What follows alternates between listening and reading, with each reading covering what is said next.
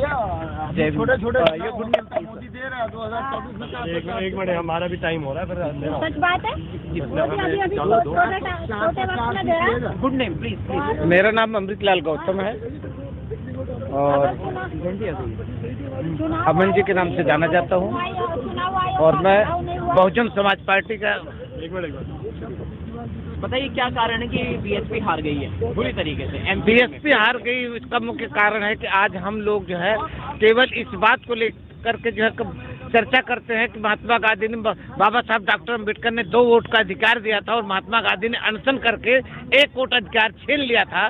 सिर्फ इस बात को लेकर कोसते हैं, लेकिन आज जो 1 वोट का अधिकार जो मिला था उसको भी भारतीय जनता पार्टी ईवीएम के माध्यम से छीन रही है। उसके बारे में हम कभी सोचते नहीं। हमारा बुद्धिजीवी वर्ग, हमारा पार्टी के तमाम दलों के लोगों को ये बात समझ में नहीं आती कि हमें तो 1 वोट का जो अधिकार बाबा साहब ने दिया था उसको भी छीन लिया है।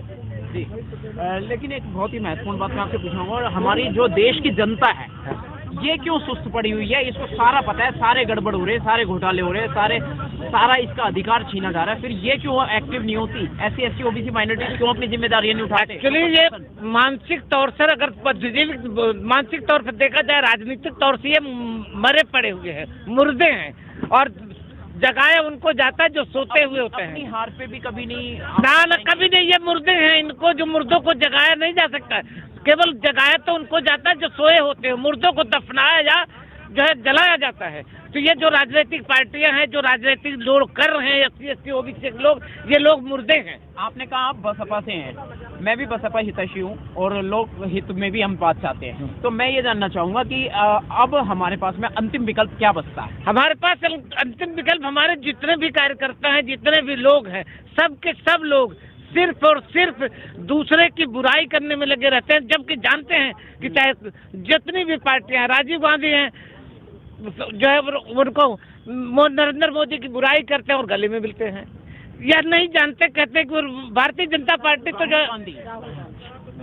जो राहुल गांधी जो भारतीय जनता पार्टी के जो है नरेंद्र मोदी से मिलते हैं और उनके साथ गले मिलते हैं और ऊपर स्टेज पे मंच के सामने बुराई करते हैं। चलिए ठीक है, वो तो वो करते हैं, हम क्या करेंगे? हमारे लोग क्या करेंगे? आप क्या करेंगे?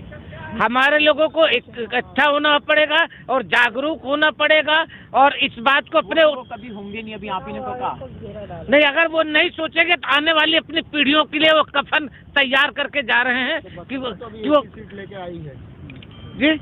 बसपा तो सिर्फ 1 ही सीट लेकर आई है। हाँ, बसपा 1 सीट लेके आई थी। उसके पीछे कारण था कि जो है उत्तर प्रदेश में जो भारतीय जनता पार्टी की साजिश थी कि अगर बहुजन समाज पार्टी को हम जो नहीं करते हैं, सपा को उन्होंने किया, तो साल भर पहले से उन्होंने एडवर्टाइजमेंट करना शुरू कर दिया कि बहुजन समाज पार्टी जो लड़ाई में नहीं है, हमारी तो लड़ाई सपा से है। और यह प्रचार जो है मीडिया को खरीद करके जो है भाजपा ने किया था कि जो है ना कि जो है सपा ने मीडिया को खरीदा था लड़ाई में आने के लिए।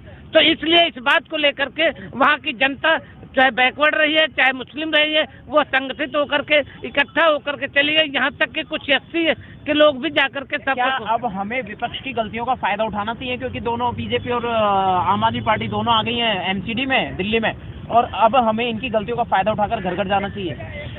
बिल्कुल जाना चाहिए। मैं एक बात बता दूं कि बीजेपी ही जो है, इनको तो तीनों को, हमारी गलती है कि हम उनको तीनों को अलग मानते हैं, क्योंकि RSS जो है, RSS जो कांग्रेस जो है RSS की माँ है और बीजेपी जो है RSS की बेटा है और वह जो है जो आम आदमी पार्टी है वो दूसरा बेटा है RSS का। तो हमें ये सोचना पड़ेगा कि जो है चाहे कांग्रेस हो, चाहे बीजेपी हो और चाहे जो आम आदमी पार्टी हो, तीनों पार्टियों से हमको बचना पड़ेगा। और जब तक SC ST OBC और माइनॉरिटी इन तीनों पार्टियों के चक्कर में रहेगा, तब तक इस तरह से जूते लात खाता रहेगा और अपने बच्चों के भविष्य बर्बाद करता रहेगा। चलिए शुक्रिया। अपना एक बार और बता दीजिए। मेरा नाम अमृतलाल गौतम है। अमृतलाल जी। कार्ड है कोई? हाँ।